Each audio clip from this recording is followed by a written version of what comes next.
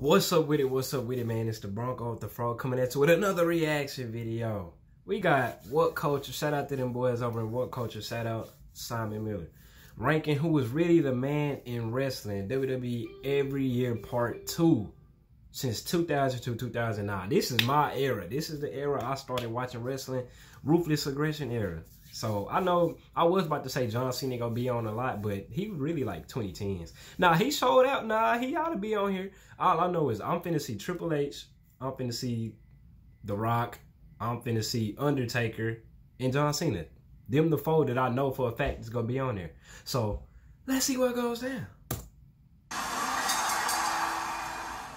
Hello, my name is Simon from What Culture. Before we Shout out Simon from What Culture, man. Episode 1 of this trilogy where we did indeed break down. I'm gonna react to episode 1 next. I just reacted to this first because this is like the decade I grew up on. Well, we're going to start at 2000, and yes, in case you aren't going to watch that and you need catching up, we go 2000, we go through the 10-year period and decide who kicked the most ass when it comes to the sport of kicks. Let's get down to it. 21, Triple H in 2000? So straight away, people are saying that The Rock should be put in this position as well. That's what I'm about to say. True.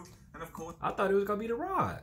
There is a certain rhetoric against Triple H because of the reign of doom that he had in the 2000s. I never really been a big Triple H guy. House shows usually getting over 10,000 people in attendance. He needed an opponent. He needed a foil. He needs somebody to lock eyes with. That boy Triple H used to be on them roids. He was roided up. If it had their way and put Billy Gunn I forgot about, yeah. You think the same amount of people are going to go to the arenas? I would say probably not. Triple H was also in this period having incredible matches with everybody. We all remember everything with Mankind. And yeah, Triple H, he did used to be that guy. On a Raw once, and it was the best thing I'd ever seen in my life. When he finally did get to the company main event, man, I will argue until the cows come home that he also elevated everybody else.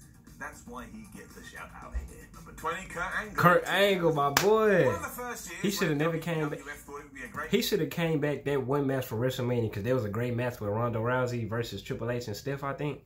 That was a great match, and then he should have just, you know, called it quits. You know, he stayed too long, basically. Like his hype or overstayed, like he was there too long, basically. Great idea to push the brand as opposed to pushing certain superstars, you know, because WCW died.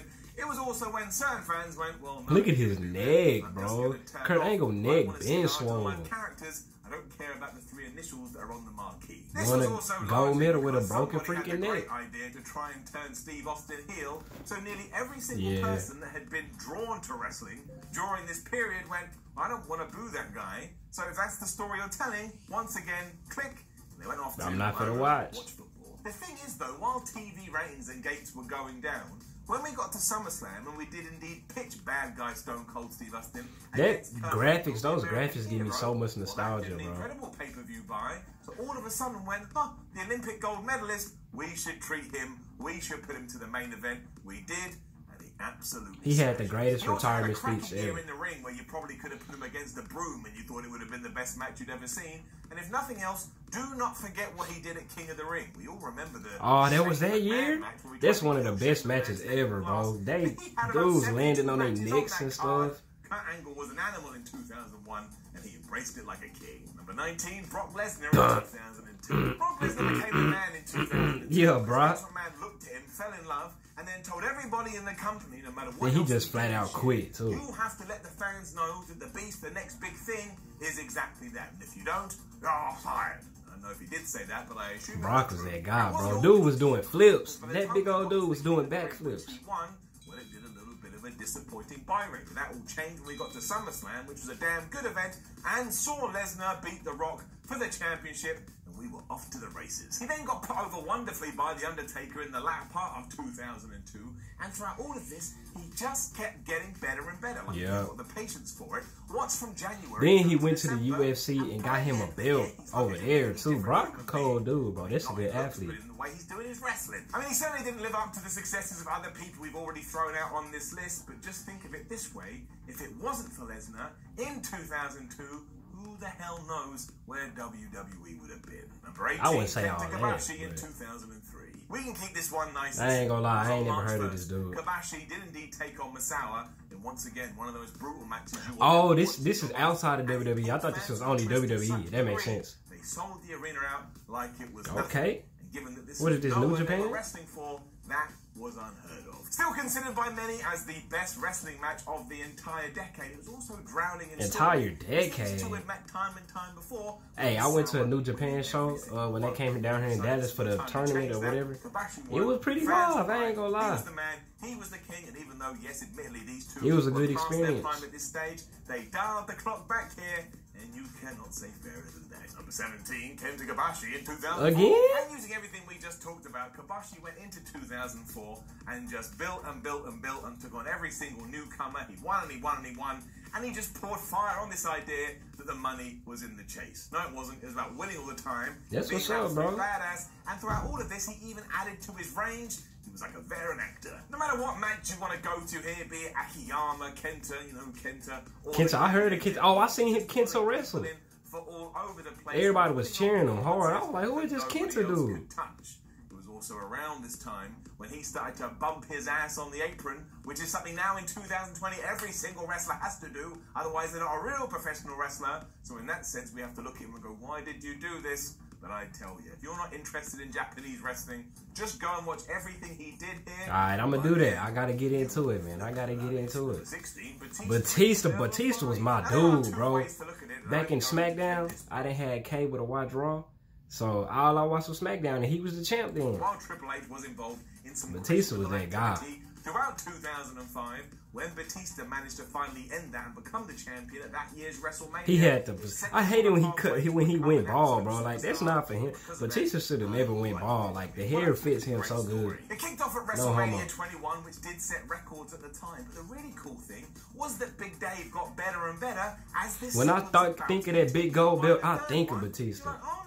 Batista is so much better than I ever gave it credit for, and I still think he's underrated today, because people are like, just a big jacked up guy. Yeah, damn right he was, but he also worked as a big jacked up guy. Oh, who knew? It also allowed WWE to have a brand new superstar on their hands they desperately needed, and none of this would have been possible. They screwed over Randy Orton. For all the things I just said.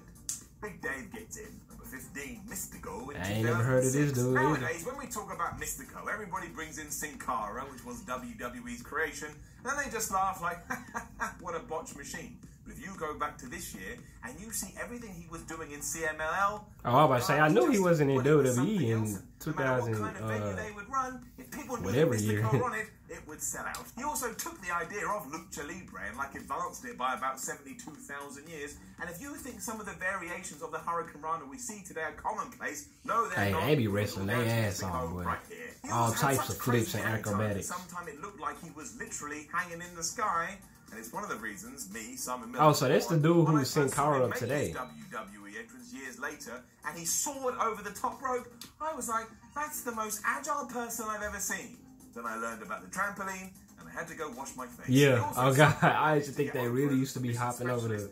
What's his name? What kind of match time you wanted to put him in, he had the answers. Once again, if you're not into Mexican wrestling, this is the dude that will probably change your mind. Number 14, John Cena. I knew he was gonna be on this one.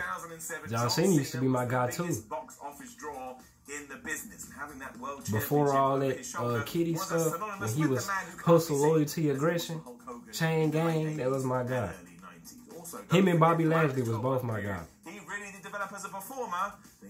And that's the best belt. I don't care what nobody say. The spinner belt was the best championship, looking championship. Ah, that rest in peace Umaga. That Umaga and John Cena feud, golden. Golden. Is one of the best, and it even somehow managed to get a kind of decent bout out of the Great Khali. This was around the time when I started watching. You know, the Great Khali, he had pain in his knees. A lot of people say that when 2007 was done, it never got better for John Cena. I think that's a little bit unfair, but still, when we're talking about that year, he was the man. Number 13, Shawn Michaels.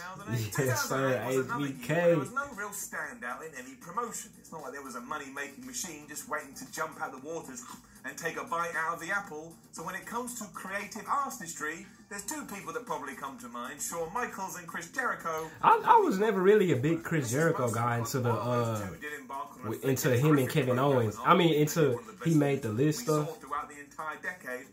His short-haired Chris Jericho looked so lame to me. Which was incredibly emotional, and he was having decent matches with that guy again, Batista. This really was when the Heartbreak Kid was in his pomp when it came to wrestling psychology, and I think he could have wrestled anybody throughout this 12 months. Anybody would have been great. That's why he's here. Number 12, John Cena. John Cena, I told you he was gonna be on here multiple times. You can't see him. I don't like that version. This version of John Cena though, it's so lame. The answer is nobody. As much as people wanted to go, all the colors and stuff. Kids absolutely loved him. He was selling merchandise like it was going to get out of fashion. He was just making financial buck. And if you want to get into some of the feuds he was having, yes, most of them were quite lackluster. Like bald-headed Orton, I ain't really like bald-headed Orton. The dude look like a goddamn muskrat. The Big Show and The Miz. All of these felt like lesser programs than what he'd done before. There was also that Royal Rumble match. Shout out JBL. There's one heel that I love to boot.